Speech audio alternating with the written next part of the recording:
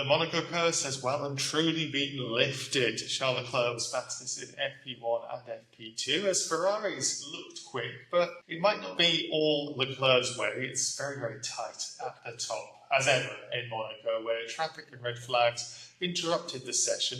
Fortunately, Kraaij is there once again. And, I know you've been speaking to Helmut Marko. What's Red Bull's thoughts on today? Yeah, quite positive thoughts at Red Bull Racing after the first day here in Monaco. Of course, not the results in FP2 that allows you to be that optimistic. But Helmut Marko spoke after FP2 with him. I was quite optimistic. They had understeer with the car, with the RB21 at the moment. And Max Verstappen had the most issues with that. He's never liking understeer in a car, and that showed. But Helmut Marko was quite positive that they could overturn that for Saturday and Sunday. And they could beat McLaren. So after a lot of Fridays that weren't that great, the spirit is up again. I think they could beat McLaren. Ferrari is maybe a little bit too far ahead, especially the qualifying pace that Charles Leclerc showed here. They also had a quite interesting brake duct here for the Monaco training sessions. A lot of competitors were looking at their brake ducts. F1 TV tech analyst Sam Collins was looking at a brake duct as well. And I asked Helmut Marko about it because they're quite big. And they were listed on the FIA update list as reliability updates. Yeah, it looks like a little bit more from Red Bull at the moment. Yeah, it's for cooling, and Helmut Marko acknowledged that it was for improving the cooling because you need to brake a lot here, so you need to cool the brakes enough. But there's more. Helmut Marko was a little bit mysterious on it, but it feels like Red Bull have found something in the wind tunnel, because if you change the brake ducts so drastically for one weekend, it's not only for one weekend. So something to look out for. And yeah, look on GPblog.com, of course, for the full quote. I know you had a chance to speak to the Scuderia, the Ferrari camp. What is the thoughts of Ferrari? Yeah, thoughts at Ferrari were quite surprising, to be honest. Because before all the sessions start here on Friday, we had tech sessions in the pit lane.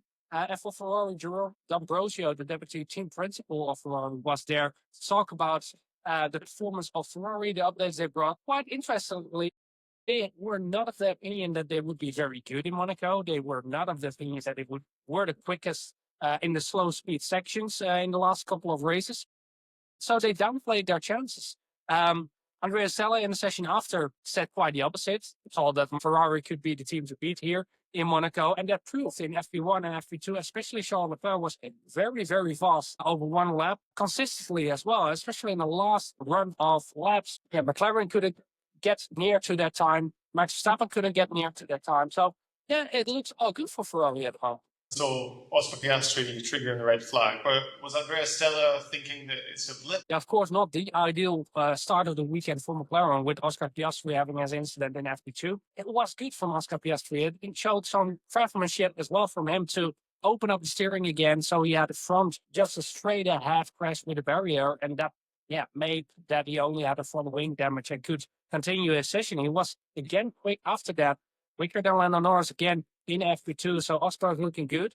But the McLaren overall is not looking that good. And Andrea Stella already spoke about it before the race, that this could be the outlier. Of course, Monaco is always the outlier. But Andrea Stella had, quite some interesting comparisons about this whole weekend, but also the earlier weekends that we've had.